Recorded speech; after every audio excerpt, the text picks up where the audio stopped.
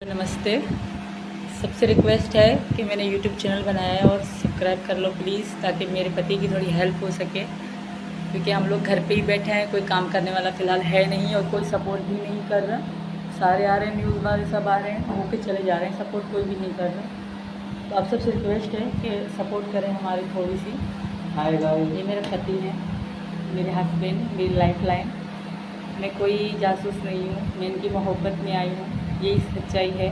और एक दिन ये सच्चाई सबके सामने आएगी, क्योंकि न्यूज़ वाले अलग अलग सवाल कर रहे हैं। जो मैं अंग्रेज़ी थोड़ी बहुत बोल लेती हूँ, वो ज़्यादा नहीं बोल पाती, मैं भी थोड़ी थोड़ी लाइनें बोलती हूँ। रही बात कंप्यूटर की, तो मैंने कंप्यूटर ज़िंदगी में चलाया कि छुआ तक नहीं है, ना लैपटॉप ज़िंदगी में, लैपटॉप देखा भी नहीं है ज़िंदगी में। तो हाँ, फ़ोन अच्छे से चला लेती हूँ, बहुत अच्छे से फ़ोन चला लेती हूँ। और जो हिंदी बोल लेती हूँ वो इनकी मोहब्बत है। रही बात इस्लाम की, और सब चीज़ें मुझे पता है, पैगंबरों के बारे में, नबियों के बारे में, नमाज के बारे में, रमज़ान के बारे में सब पता है मुझे, पर मैं कहती नहीं, क्योंकि मैं हिंदू धर्म में आ चुकी हूँ। यही रीज़न है, मैं कुछ नहीं कह रही।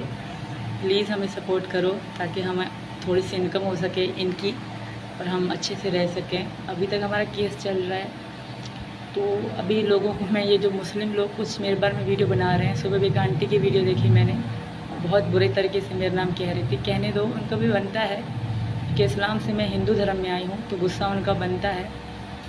फिर भी उनका धन्यवाद करूँगी उस आंटी का, कि आपने इतनी नफ़रत दिखाई मेरे बारे में। पर मुझे किसी मुस्लिम से कोई नफ़रत नहीं है, और ना ही किसी हिंदू से कोई एतराज़ है। हिंदू धर्म से सब मेरी रिस्पेक्ट कर रहे हैं, मुस्लिम भी कर रहे हैं, पर कुछ मुस्लिम ऐसे हैं जो मेरे ख़िलाफ़ हैं। और रही बात पाकिस्तानियों की, तो पाकिस्तान की मैं बेटी रही हूँ, इतना गलत मत बोलो मेरे बारे में। मैं भी औरत हूँ, मैं भी दिल रखती हूँ। कुछ न्यूज़ वाले मुझे चढ़ा चढ़ा के गलत बोल रहे हैं, ऐसा कुछ नहीं है। और रही बात सिम और फ़ोन की, तो मेरे बच्चों के फ़ोन थे, उन्हें मैं सिम चलाने की इजाज़त नहीं दे सकती थी।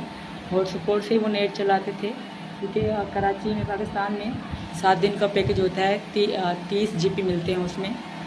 तो वो बहुत बड़ा, 7 दिन में हम खर्च भी नहीं कर पाते थे, 3-3 फ़ोन वाले चलाते थे। तो और रही बात आधार कार्ड की, तो आधार कार्ड, जो ID कार्ड मेरा था, एक मेरा, एक मेरे पापा का, और एक जो मेरे पति हैं एक्स, उनका था।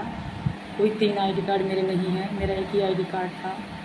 और एज की बात है, तो ये नॉर्मल है, हर कोई 3 से 4 साल कम अपनी एज लिखवाता है ID कार्ड में, मेरा भी यही था।